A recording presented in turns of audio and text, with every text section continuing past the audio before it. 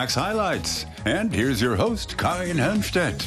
Greetings from Berlin and a warm welcome to our highlights of the week, which this time around included the following stories. Jittery Jelly, a prize-winning computer game from the Berlin studio Kunststoff. Magic Movement, British artist Antony Gormley's walk-on installation. And Feeling the Beat, on stage with percussionist Evelyn Glennie.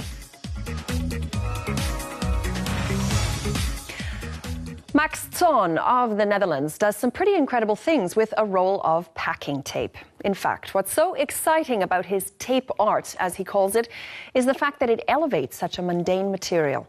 Well, the aesthetic allure is helped along by the application of light, and much in the way of a stained glass window, his works come alive with backlighting, and that can mean that you'll see them in some unlikely places.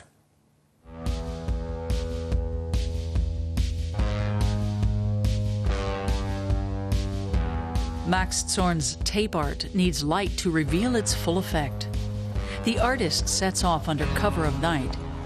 His favorite places to hang his pictures are the street lamps of his home city, Amsterdam.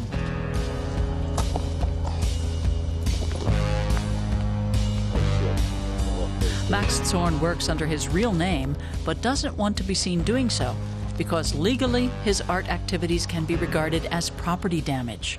For me, it's a way to leave like a fingerprint on a location I really enjoy or really like. And it's like other people leave their marks in a tree or something like that. I just kind of hang up this stuff. And as you can see in the night, it's just looking really, really nice. Max Zorn uses nothing but ordinary packing tape.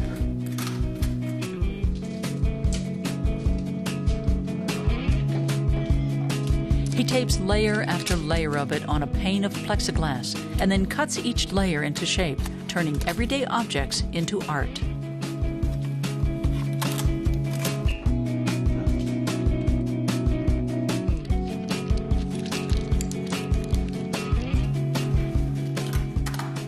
Tape seems to be a very unusual medium for art, but it has its like really awesome effects once you combine it with light, actually. So as you can see with the light in the background, the different layers of the tape create like a crazy kind of depth you can work with. Max Zorn hangs his pictures all over Amsterdam, especially in front of his studio.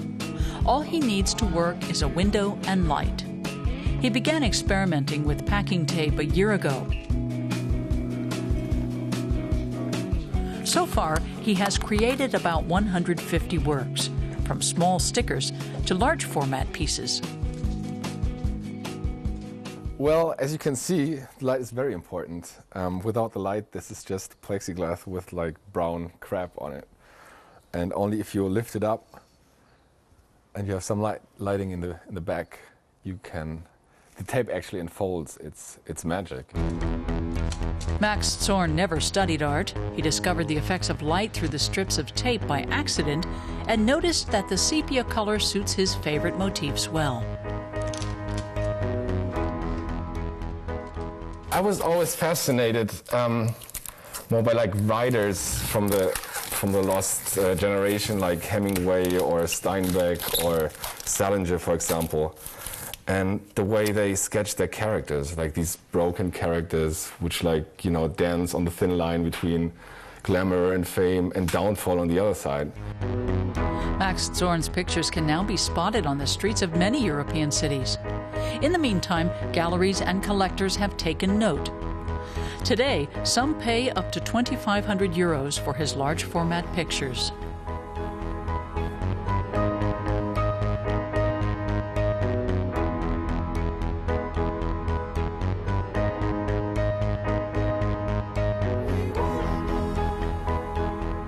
I just play it by ear at the moment, and I don't want to think of like a 5-year plan or something, but just go with the flow in a way. And what I'd like to do is just continuing traveling and meeting people and collaborating with other artists and just enjoying this moment of doing what I just love to do. Max Zorn likes to work on the street, but he's media savvy too. On the internet, he has called on people to post his stickers on lampposts all over the world.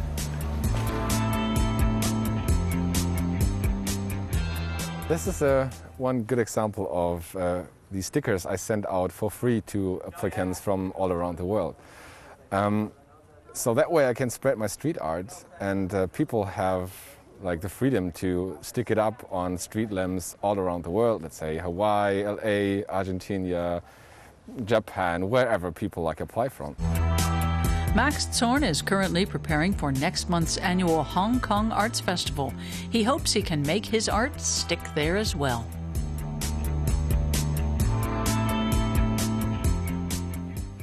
Well, it was our favorite dessert when we were children, Jell-O, the easy-to-make, jiggly pudding that was really a lot more about fun than about taste.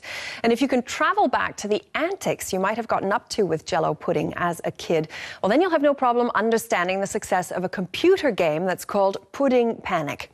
It was developed right here in Berlin and just this week picked up a trophy at the German Computer Game Awards. So we went to see just who's behind it. Getting a green jelly dessert out of a haunted house in one piece is the goal of the computer game Pudding Panic. The jittery jelly is the brainchild of Berlin design studio Kunststoff. It's a small company that's been piling on the accolades as it faces down major players in a highly competitive games market.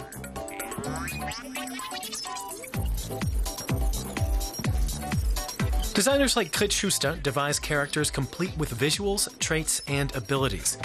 They are crucial to the popularity of the game. The cuteness factor plays a major role, particularly in the mobile phone sector.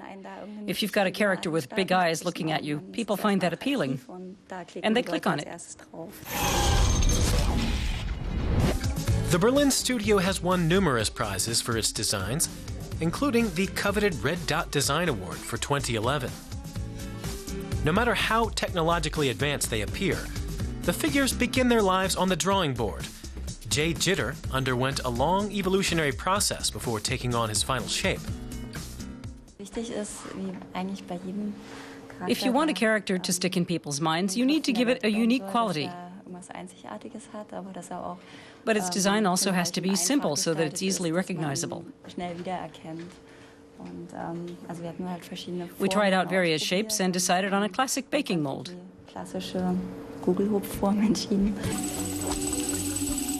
In Pudding Panic, the character has literally been reduced to jelly. The objective is to get him to the end of the ghost train before he faints. He can only defend himself by scaring the monsters back with an oversized blowout.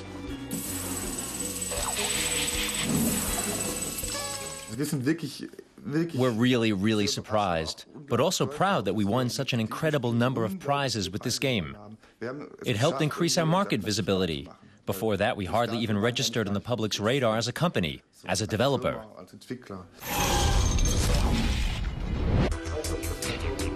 The self-regulating agency of Germany's software industry, USK, keeps tabs on the computer games market. Any game set for national release is tested here first. The agency has the second largest computer games archive on the planet, going back 3 decades. Computer games have been a mass phenomenon for at least that long. The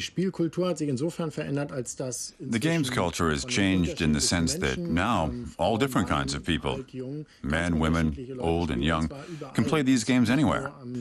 And not just on their home PCs, but on their mobile devices, on consoles, on PC platforms, many different things.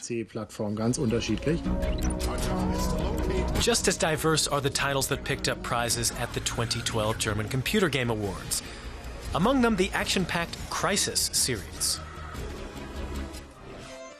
Harvey's New Eyes has a very different look. Created by the Daedalic studio in Hamburg, it was named Best Youth Game. And out of its 2 nominations, the great Jitter's Pudding Panic picked up Best Children's Game. Pudding Panic by a German developer is representative of a trend in which games are no longer being tied to a certain platform, but running off several different platforms. It's a small developer studio that had a funny idea and made it a reality. There are several companies like that, and that's what makes this business so exciting. In Germany alone, some 25 million people play computer games regularly. Studios like Kunststoff profit from the booming market. The green jelly has started on a career of his own. He's pulling way out ahead of us. I hope he'll keep working for us in the future. A comic book publisher is interested in the figure, a TV producer is interested in it, and we're talking to various publishers who will help us to take the Android version to other countries.